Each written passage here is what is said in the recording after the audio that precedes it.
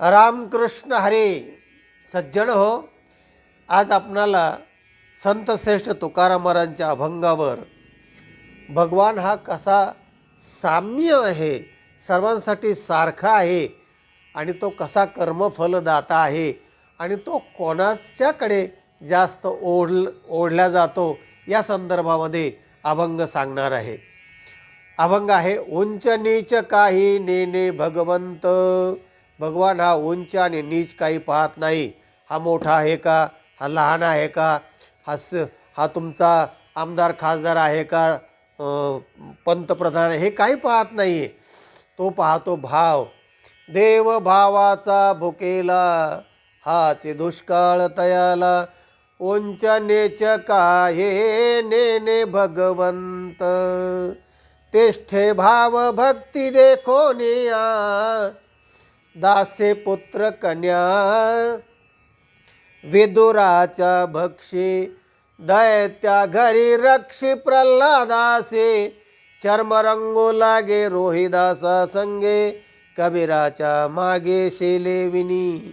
पुंडलिकासाठी अजूनी तिष्ठत, तुका म्हणे मात धन्य त्याचे. असे अनेक उदाहरणं दिलेले आहेत. अभंग मोठा आहे, 13 चरणांचा अभंग आहे. गाथेतला अभंग क्रमांक 2047 असा आहे. तेव्हा मुळात तो अभंग आपण जरूर पहा, कसे मस्त उदाहरण दिलेले आहेत ते. तेव्हा या सगळ्या अभंगातला एक लहानसा दृष्टांत ऐकूया आपण आणि भगवंत कसा आहे त्याच्यावरून स्पष्ट होईल.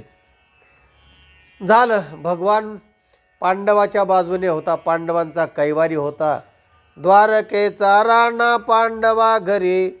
माऊली हरिपाठामध्ये म्हणते की द्वारकेचा राणा राजा असला तरी पांडवाच्या घरी तो सर्व काही काम करायचा, पांडवाला सहकार्य करायचा.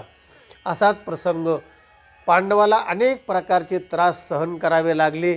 त्या दुर्योधनाने त्रास दिले आणि शेवटी वनवास संपून जेव्हा पांडव परत हस्तिनापुराला आले तेव्हा भगवंताने शेवटचा उपाय म्हणून दुर्योधनाकडे शिष्टाई करण्याचं ठरवलं. उद्धवाला बरोबर घेतलं आणि भगवान शिष्टाईला गेले. शिष्टाई करत असताना भगवान म्हणाले, दुर्योधना, पांडवाला आता 5 गावं का होईना पण तू दे. ते अल्पसंतुष्ट आहेत, माझे भक्त आहेत, मी त्यांना समजून सांगतो. खरं तर ते अर्ध्या राज्याचे वाटकरी आहेत, पण तू ते देणार नाहीस. तू लोभी आहेस आणि तुझं मन त्यांच्याबद्दल चांगलं नाही आहे. पण ठीक आहे, 5 गावं तरी दे. दुर्योधन म्हणाला, एक सुईच्या टोकावर बसणारा कणसुद्धा, मातीसुद्धा देणार नाही आहे. टोकाची भाषा बोलायला लागला. भगवान ताडकीने उठले आणि सांगितले, तुला आता मातीतच घालतो. आणि उद्धवाला म्हणाले, उद्धवा चलो चलो विदुर घर जायो. उद्धवा चलो विदुर घर जायो. दुर्योधन का मेवा त्यागो. दुर्योधनाने पंचपक्वान्नाचं जेवण केलं आहे, सगळं काय केलं आहे. भगवान म्हणाले, नाही, आपण त्या विदुराच्या घरी जाऊ. विदुर की कनिया खायो. चलो विदुर घर जायो. विदुराच्या कन्या खाओ, पण या दुर्योधनाचे मालपोहे नको आहेत. अशा प्रकारचं भगवान म्हणाले आणि विदुराच्या घरी जाऊन कन्या खाल्ल्या. विदुरा घरच्या खाऊन कन्या, परमानंदे झाला मन मोहन मुरलीवाला. मन मोहन मुरलीवाला. तुका म्हणे एक भावची कारण, वाहत असे आन विठोबाची.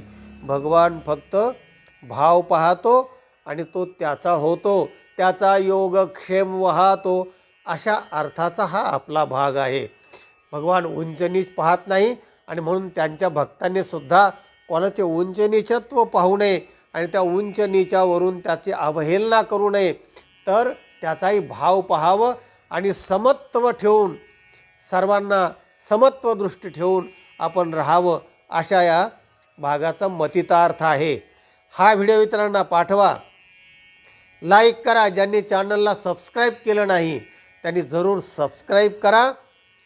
ऐकत रहा, ज्ञान वाटीत रहा, आनंदी रहा. रामकृष्ण हरी.